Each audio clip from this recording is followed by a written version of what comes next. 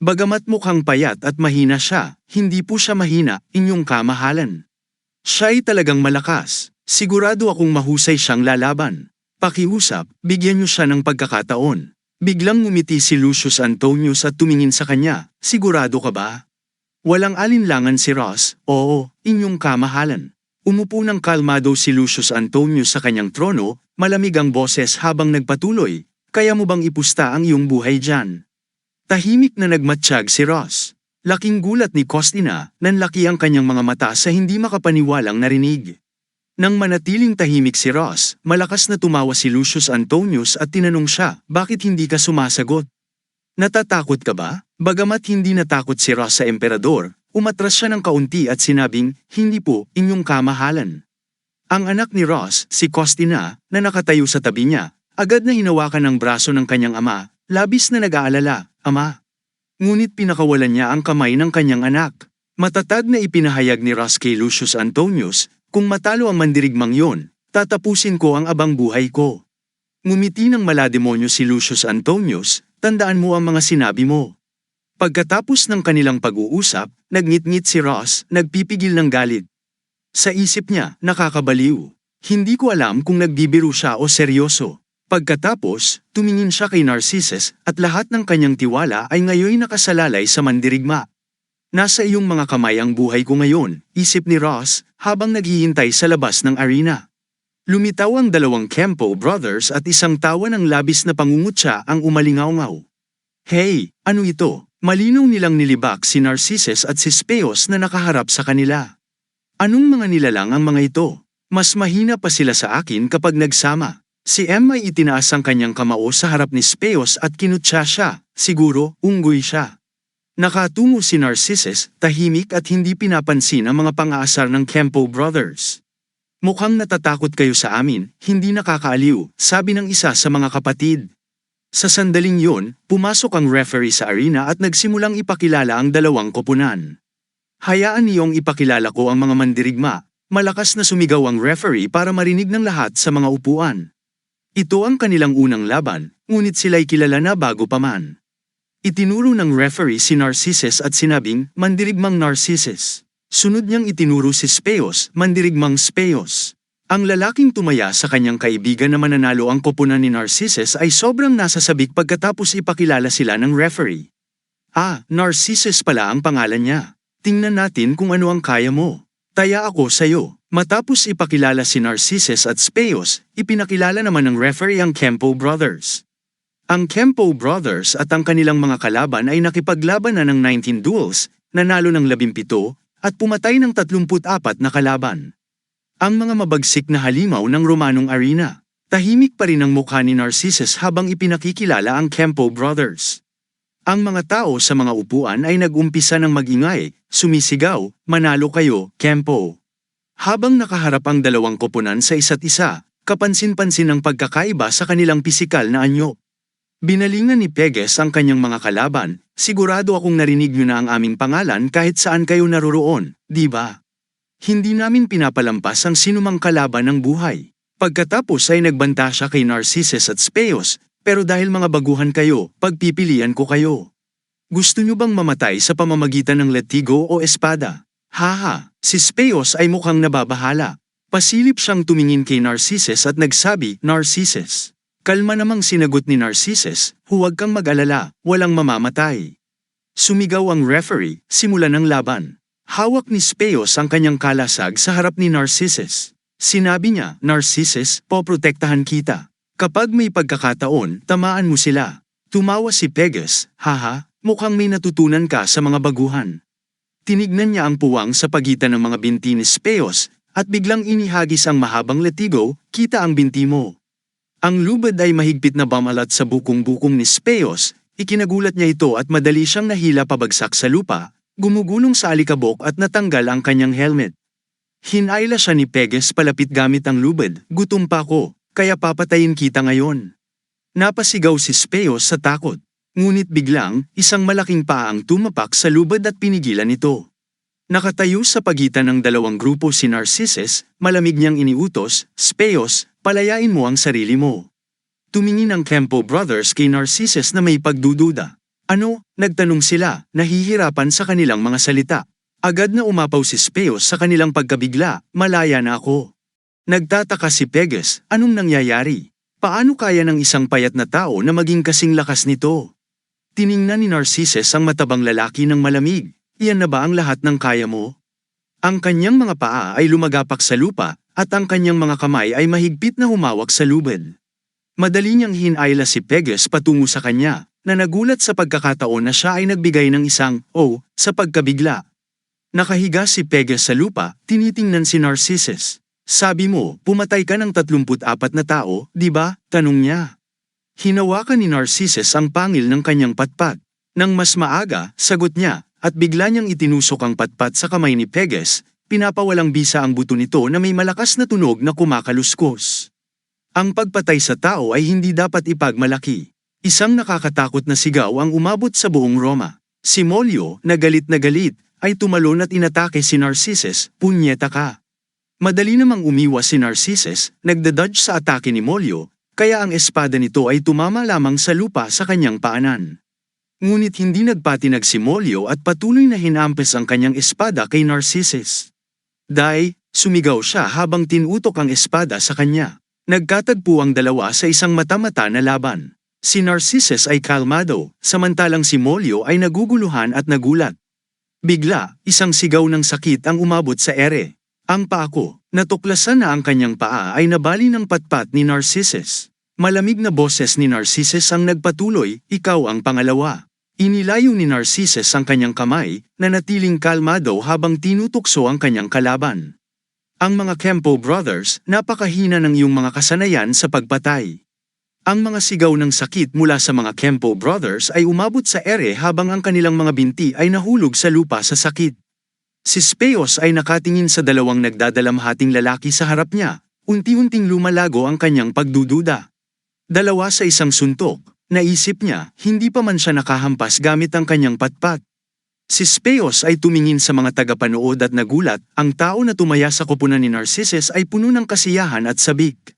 Napagtagumpayan niya ang Kempo Brothers agad. Mas malakas pa siya kaysa sa inaasahan ko. Ang kanyang kapatid ay hindi makapaniwala, nakatingin na nakabuka ang bibig. Hindi ka panipaniwala, si Abydos ay nahirapang paniwalaan ang kanyang nakita. Alam kong espesyal siya, ngunit hindi ko inasahan na matatalo niya ang Kempo Brothers ng ganun kadali. Nagsimula siyang mag-alala sa ibang bagay, ngunit ang problema ay ang kanyang majesty. Si Reus ay naglagay ng kamay sa kanyang dibdib, sa wakas ay nakahinga siya ng maluwag. Mas malakas siya kaysa sa akala ko. Tumingin siya kay Lucas Antonius at nagtanong, satisfied ka na ba ngayon? Ngunit nagulat si Reus nang makita niyang hindi tumugon ang kanyang emperor sa kanyang tanong. Si Lucas Antonius ay may mga mata na namumula, at bigla siyang sumigaw ng malakas na tawa. Ha ha ha, nagpatuloy si Reus, are you satisfied, your majesty? Ngunit si Lucas Antonius ay hindi tumugon, patuloy lamang sa malalakas na tawanan. Ha ha ha, nakatitig siya kay Narcissus sa arena sa ibaba, may malalim na pagnanasa na naglalagablab sa loob niya. Gusto kong makakita pa, gusto kong makita pa, gusto kong makita siya araw-araw. Isang matibay na resolusyon ang umusbong sa kanyang mga mata. Gusto kong makipaglaban sa kanya. Bigla, ang mga tagapanood ay sumabog sa mga sigaw, patayin. Patayin. Patayin! Ang mga sigaw ay lumakas at lumaki. Si Reus ay tumingin sa kanyang emperor na may pagkalito. Your Majesty, sa pagkakataong ito. Tumugon si Lucas Antonius, alam ko. Itinaas niya ang kanyang kamay, katulad ng mga tao sa mga upuan. Ang kanyang mga mata ay puno ng galit at pagnanasa. Sa gitna ng arena, ang katahimikan ay bumaba. Si Molyo, na puno ng kawalang pag-asa, ay nag-isip, alam ko na mangyayari ito. Ayoko nang mapahiya sa ganitong paraan. Lumingon siya kay Narcissus at nagutos, ano pang hinihintay mo? Tapusin mo na ito, ngunit hindi kumilos si Narcissus. Nakatitig lamang siya sa paligid hanggang sa marinig ang isang sigaw ng sakit. Hindi binigyan si Speos ng pagkakataon na makarespond. Siya ang unang kumilos at tinapos ang buhay ni Peges. Si Narcissus ay malamig na tinawag, Spiros. Si Speos ay nanginginig sa takot sa mga sandaling iyon. Ang kanyang mga mata ay malaki at ang kanyang mga ngipin ay nakapikit, nakabuka ang kanyang ekspresyon. Haha, Hindi bababa sa si Spiros ay umiwas, naisip niya nang may kayabangan habang nakahiga ang katawan ni Peges sa lupa. Nakatulong man ako sa iyo, sa wakas. Si Molyo, na malapit ng mamatay, ay tumingin kay Speos nang may galit at pagkamuhi. Bakit ikaw ang pumapatay sa akin? Alam mo ba kung paano sumaksak? Nag-roll ng mga mata si Speos at itinaas ang kanyang dagwang espada. Kung isasaksak mo rito ng 2 o 3 beses, hindi mo ako mapapatay. Sige, saksakin mo na. Patuloy na nagalit si Molyo, naunawaan mo ba? Ikaw na sinuswerteng bastardo. Nag-apoy ang galit ni Speos at sumigaw, "Shut up! Alam ko ang dapat kong gawin. Kung alam ko lang na mangyayari ito, kumain na sana ako ng marami. Magugutom ako sa pagtawid sa ilog Styx." Nagsalita si Molyo na puno ng pagsisisi. Sa oras na natapos niya ang kanyang sinasabi, ang espada ni Speos ay bumagsak pababa at isang masakit na sigaw ang umabot sa hangin. Si Narcissus ay nanatiling tahimik, hindi nagsasabi ng kahit ano tungkol sa ginawa ni Speos. Matapos ang laban sa Kempo Brothers, lumingon si Speos kay Narcissus at nagtanong, "Tara na," sa mga upuan, muling sumabog ang malalakas na sigaw ng mga tagapanood. Ang mga tao ay labis na nasisiyahan sa kanilang nasaksihan. Si Narcissus at Speos ay tumalikod at umalis. "Kapitan," tumawag si Lucas Antonius. Agad na tumugon si Rides, "Oo, iyong kamahalan." Si Lucas Antonius ay nakadapo ang kanyang kamay sa kanyang baba, nagtanong na may galit, "Anong nangyayari dito?" "Gusto kong makita ang itim na buhok na lalaking pumatay sa kanila." Nagsalita si Rides nang nagmamadali, "Humihingi ako ng tawad, iyong kamahalan. Maaaring hindi pa ipinakita ng Griegong gladiator ang lahat, kaya gusto niyang bigyan ng kanyang kaibigan ng pagkakataon." Si Lucas Antonius ay galit na tumingin at nagsabi, "Sige, may katwiran ka dyan. Naiintindihan ko." Nang bumaba ang kanyang galit, nagtanong siya kay Rides, "Ano ang pangalan niya?"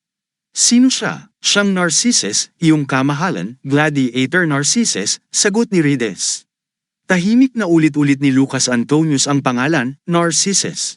Yumuko siya at bamulong, "Narcissus." Agad na nagtanong si Rides, "Nasisiyahan ka ba, iyong kamahalan? Kung nais mo, maaari kong ipag-utos na dalhin siya dito agad." Ngunit tinanggihan ni Lucas Antonius ang alok, "Ayaw ko. Gusto kong makilala siya kapag siya ay nasa mas mataas na posisyon." "Usapan na lang yun." Ngumiti siya at inutusan si Rides, ay utos sa mga organizer na ayusin ang higit pang mga laban para sa kanya. "Sa tingin ko, kailangan natin ng isang malakas na kalaban upang tunay na masuri ang kanyang lakas." Tumugon si Rides, "Oo, iyong kamahalan." Bago umalis, hindi nakalimutan ni Lucas Antonius na ipaalala, isang bagay pa. Si Rides ay patuloy na yumuyuko. "Oo, iyong kamahalan." Hindi lamang siya kundi pati na rin ang iba ay natatakot, yumuyuko sa takot sa susunod na mga salita ni Lucas Antonius. Ngunit nagbigay siya ng pahayag na nagulat sa lahat, "Magandang trabaho ang ginawa mo. Maraming tao ang nagdadamit na parang royalty, ngunit tanging ikaw lamang ang talagang nag-iisip sa akin." Ngumiti si Lucas Antonius habang patuloy na pinuri si Rides. Matapos niyang sabihin ang kailangan niya, siya ay bumalik at umalis. "Salamat, iyong kamahalan." Sumigaw si Rides habang ang mga boses ng mga maharlika ay narinig, "Humihingi kami ng tawad, iyong kamahalan." Si Reus ay puno ng kaligayahan at pinigilan ang kanyang mga kamao. Napakahusay, naisip niya. Si Costina ay tahimik na nanunood sa kanyang ama. Samantala, sa tirahan ni Narcissus, isang boses ang narinig. "Hindi dyan." Si Spiros at Narcissus ay nag-uusap tungkol sa kanilang magiging tulog nang marinig ito at labis na nagulat. Itinuro ng gwardya ang isang direksyon. Dito, binuksan ni Spiros ang pinto ng ibang silid. "Simula ngayon, dito ka maninirahan." Si Spiros ay nagulat at sumigaw, "Wow!" Nakaka-incredulously na tanong ni Speos sa gwardya, "Bakit?" Ipinaliwanag ng gwardya, "Sinabi ko na sa iyo dati, di ba?" Huminto siya sandali, at nagpatuloy ito para sa mga nagpakita ng kahusayan. Si Spiro ay nagkamot ng ulo at awkward na nagsabi, "Kailangan kong manatili rito." Tumugon ang gwardya nang walang pakialam, "Hindi ko alam, inutusan lang akong dalhin kayong dalawa rito." Pagkasabi nito, agad siyang umalis, at ang pinto ay nagsimulang magsara. May isang nagsabi sa hindi makapaniwala, "Anong ibig mong sabihin?" Sumigaw si Abad. "Ito ay hindi pangkaraniwan." Isang tinig ng labis na hindi kasiyahan ang biglang yumalulong sa dilim.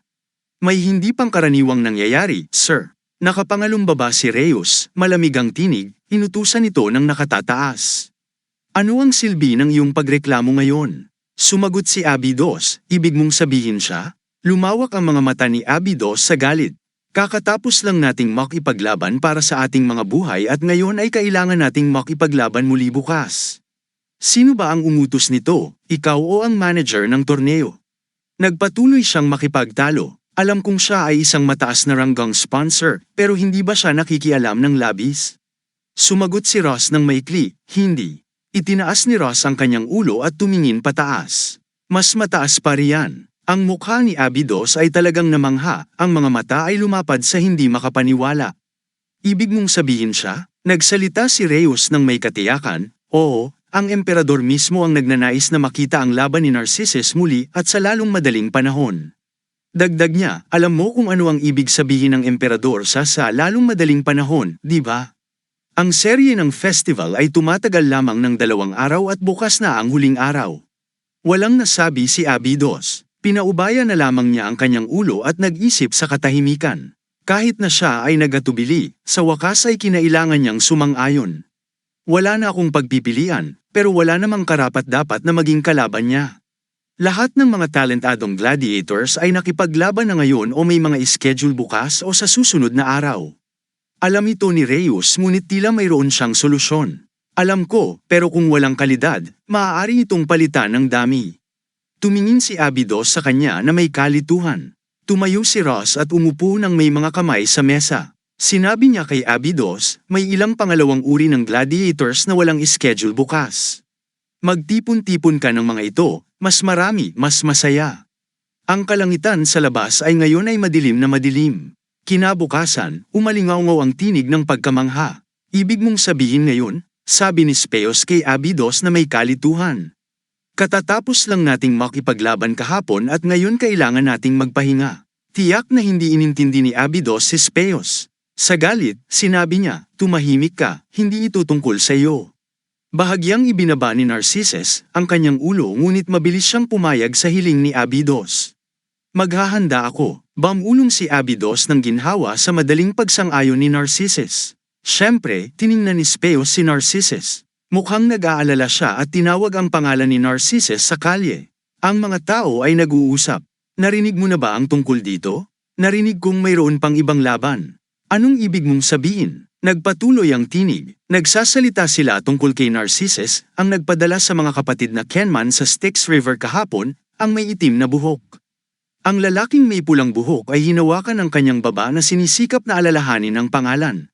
Si Narcissus, tama ba? Anuman, mayroon siyang laban ulit ngayong umaga.